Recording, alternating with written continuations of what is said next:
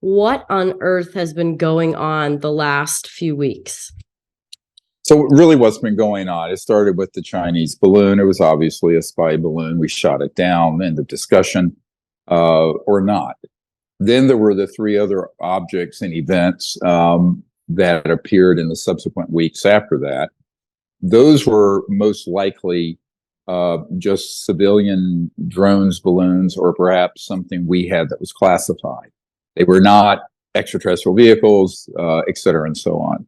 Now, the part of it that's very suspicious is that all of that happened within about a week of me escorting the first top secret witness into DC to provide testimony about what he knows about this issue through the new law that was passed and signed just before Christmas of 2022 that allows top secret people to come forward and speak about this issue, even though they have non-disclosure agreements and top secret clearances.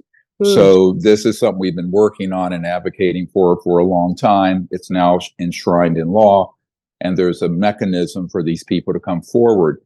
And one of the narratives that people need to remember is that people such as the co-chair of the Senate Intelligence Committee, Marco Rubio, has been gaslit by a number of counterintelligence and disinformation people who have been telling him all the UFOs and UAPs, or maybe they're from China. So all of a sudden, we're providing clear evidence that these are real. Some are extraterrestrial, some are man-made, very classified, illegal anti-gravity propulsion systems that have been funded through deep black funds and companies like my uncle's company. My uncle helped design the lunar module. His company was Northrop Grumman, huge aerospace company. So I think that part of that whole operation was a sort of a PSYOP, psychological warfare op. And of course, the media lapped it up. There were no experts that got on that provided any insight into this. And the hysteria in the public, hysteria in the media, I think was a very calculated move. One of the things we've worried about for years, Danica, is that at a certain time when all this begins to come out, which is beginning to, they could stage some sort of threat from outer space false flag operation.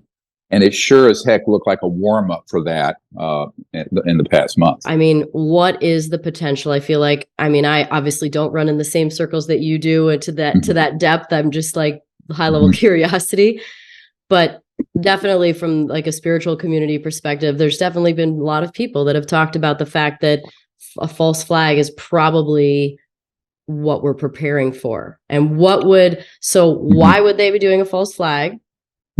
And what would the role of that be? When I heard there was those green lights, I think over Hawaii, I was like, oh man, drones could do that at night so easily.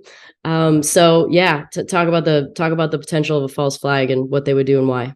Well, this takes us back to the 50s. So I have a CIA document that I got after I briefed the director of the CIA on this issue in December of 1993. So we're going back almost 30 years. And I got a box of documents from the agency. And one of them was describing the psychological warfare value of the UFO issue. And it was signed by the director of the CIA at the time, Walter Bedell Smith, and it was dated 1953, before even I was born, never mind you. So I was born in 55. So interestingly, what we see with this is a 70 plus year long-term strategy on this issue. And of course, as you know, the guy who invented the rocket for Adolf Hitler, Werner von Braun, on his deathbed told his senior assistant, Carol Rosen, who's on my team, who's now in her late 70s, that in fact, this entire threat of an alien invasion was always in the cards, starting in the 50s, that they began to hoax things and position this whole issue into the lunatic fringe of abductions and mutilations and War of the Worlds and the movie Independence Day and all this crap. Excuse me, language. And of course, this was all, sort of scripted out of CIA covert central programs as an operation. So in reality, I tell people that what we're beginning to see ramped up And it began after our documentary, which I know you've seen, Unacknowledged, Yeah. hit about 760 million views worldwide. Wow. And when it hit that number, up in that 750 million range, they pulled the trigger on a counterintelligence operation headed up by Luis Elizondo and a few other people who were masters of disinformation at the Pentagon.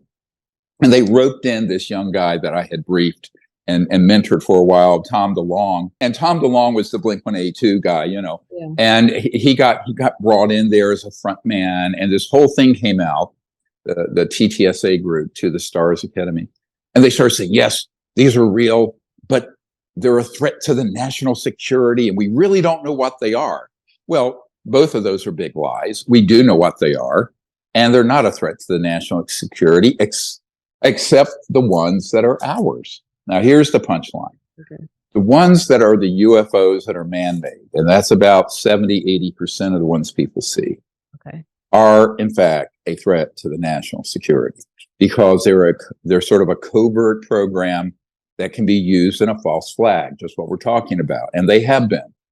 They can be used to stage, fake abductions and mutilations and all kinds of scary stuff. Now, to what end? I mean, you asked this question. They want to be able to unite the world around a sort of totalitarian, militaristic group.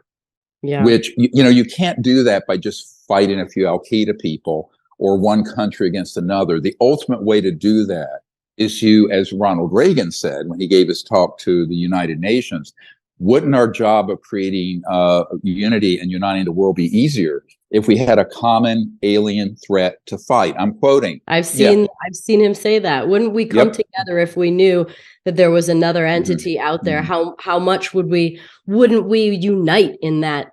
Exactly. But instead of coming together in peace and common humanity and enlightenment and higher consciousness and everything else, we'd come together around fear and militarism. This is like the one world government that is like possibly coming down the pipeline. That already exists. I mean, the group that is running this is a transnational, meaning it's not just in the United States. It crosses geopolitical boundaries. So when I go up and meet with top secret people here in Washington, which I've been doing a great deal of lately, the first thing I tell them is look at a map of the world, erase all the geopolitical lines. They don't exist for the group we're dealing with. Mm-hmm. It's transnational, not international. Okay. And they operate with alacrity all over the world. And they have enormous amounts of funding. We estimate that just out of the U.S. covert programs over the decades, it's around $8 to $10 trillion have been taken and spent on these programs. So it's a huge issue and a big problem on many levels, because not least of which is not only is it the future of how we view ourselves in the universe and whether we become a civilization on an extinction level path of endless war, but remember that the technologies, and go back and look at the CNN footage of our Navy F-18 Hornets chasing that what they call the Tic Tac off the coast of California. Right. That white Tic Tac looking thing.